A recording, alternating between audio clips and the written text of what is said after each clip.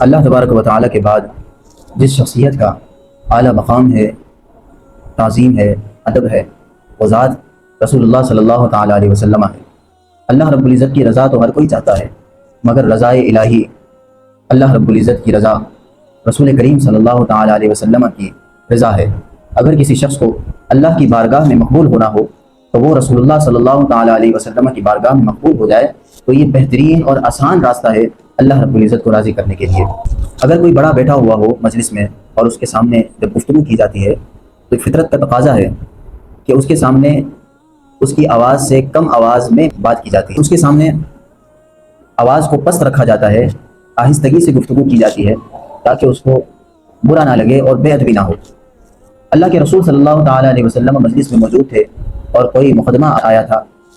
فریقین آپس میں گفتگو کر رہے تھے اور ان کی آواز رسول اللہ صلی اللہ علیہ وسلم کی آواز سے بلند ہو گئی، تو اللہ کے رسول صلی اللہ تعالیٰ علیہ وسلم کا اس مجلس میں ہونا اور ان کی آواز سے بلند آواز ہو جانا یہ ایک ایسی بات تھی کہ اللہ کو یہ پسند نہ آئی، اور اللہ رب العزت نے ان کو ادب سکھانے کے لیے اس آیت مبارکہ کو نازل فرمایا، یا ایھا الذین آمنوا لا ترفعوا اصواتکم فوق صوت النبی ولا تجہروا له بالقول کجہر بعضکم لبعض ان تحبط اعمالکم وانتم لا تشعرون۔ اے ایمان والو، تم اپنے نبی کی آواز سے اپنی آوازیں بلند نہ کرو اور اس طرح مت چلاؤ جس طرح تم آپس میں ایک دوسرے کے ساتھ چلاتے ہو، کہیں تمہارے اعمال ضائع نہ کر دیے جائیں اور تمہیں پتہ ہی نہ چلے کہ تمہارے اعمال ضائع ہو چکے ہیں۔ پتہ چلا کہ ادب رسول صلی اللہ علیہ وسلم اتنا زیادہ اہم ہے کہ اگر کوئی شخص ہزاروں سال کی عبادت بھی کر کے حضور کی بارگاہ میں ایک ذرا سی بے ادبی کر جائے تو وہ ساری عبادتیں، ساری ریاضتیں، سارے علوم جتنے اس نے حاصل کیے ہیں وہ سارے کے سارے بیکار ہو جائیں گے۔ نتیجہ کیا ہوگا کہ اللہ اور اس کا رسول اس سے ناراض ہو جائے گا اور قیامت کے روز اس کا انجام برا ہوگا۔ تو یہ ذرا سی بے ادبی اس کے لیے ہلاکت کا سبب بن جائے گی۔ اور اگر کوئی شخص ایسا ہے کہ اس کے پاس بڑا علم ہے، بڑی کتابیں اس کو یاد ہیں، دوسرے مذاہب کی کتابیں بھی اس کو یاد ہیں، اپنی مذہب کی کتاب بھی اس کو یاد ہے، بہت سارے حوالے یاد ہیں، بہت سارے مذاہب کو وہ جانتا ہے، بڑا مناظر ہے، بڑا دلیلیں دینے والا ہے، بڑے علم والا ہے، اور بہت سارے لوگوں کو اس نے مسلمان بھی کیا، اس کی زندگی کے بارے میں آپ اگر ریسرچ کریں گے تو آپ کو پتہ چلے گا کہ اس نے اپنی زندگی میں کہیں کوئی ایسا لفظ تو نہیں کہا، کہیں ایسی کوئی بات تو نہیں کی جو ادب رسول کے خلاف ہے صلی اللہ تعالیٰ علیہ وسلم۔ اگر کوئی ایسی بات آپ کو سامنے آ جائے کہ اس شخص سے فلاں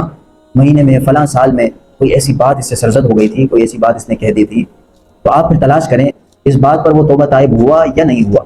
اگر پتہ چل جائے کہ اس نے اس بات کی کوئی معافی نہیں مانگی یا اس بات پر وہ اڑا ہوا ہے،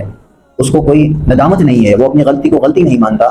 تو یاد رکھیں کہ ادب رسول جو شخص کرتا ہے اس کی زبان سے سوائے ثناء رسول کے علاوہ اور کوئی بات نہیں نکلتی۔ اگر کسی شخص کے دل میں ادب کا ایک سمندر موجود ہے،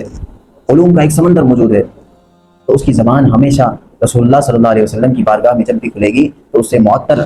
الفاظ نکلیں گے جن کو سننے کے بعد ہر شخص معطر ہو جائے گا، اس کے ایمان میں تازگی آ جائے گی۔ مگر جب بے ادبی کا عنصر ہوتا ہے، بے ادبی کا بیج دل کے اندر ہوتا ہے، تو اس بیج کا اثر ہوتا ہے کہ زندگی میں کبھی نہ کبھی وہ خطا کر جاتا ہے، اور خطا کرنے پر ایک اور خطا یہ کہ وہ اس پر ندامت کا اظہار نہیں کرتا بلکہ اس پر وضاحتیں اور دلیلیں پیش کرتا ہے۔ یاد رکھیں کہ ادب رسول اتنا ضروری ہے کہ اللہ کے رسول صلی اللہ تعالیٰ علیہ وسلم کی بارگاہ میں آوازیں بلند ہو جانا اللہ کو پسند نہیں ہے، اور کہاں ایسی بات کا نکل جانا جو ادب رسول کے خلاف ہو تو یہ اللہ کو کہاں پسند ہوگا۔ بھلے جتنے علوم اس نے حاصل کر لیے ہوں، بھلے جتنا بڑا عالم ہو، جتنا بڑا مفکر ہو، مگر ادب رسول نہیں تو ہماری نگاہ میں اس کی کوئی حیثیت نہیں۔